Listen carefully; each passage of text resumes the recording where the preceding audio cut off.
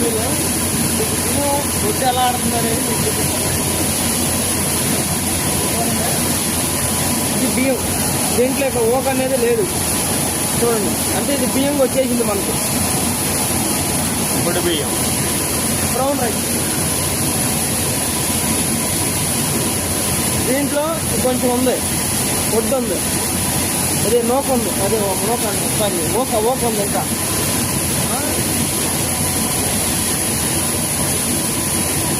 దీంట్లో ఇంకా వడ్డు ఉంది, అంటే రెండోసారి వస్తే ఇంకా క్లియర్ అవుతుంది అనమాట.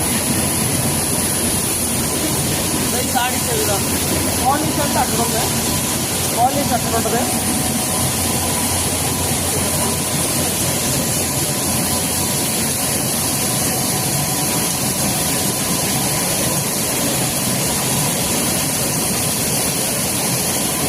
పాలిష్ అంటే చూపిస్తా.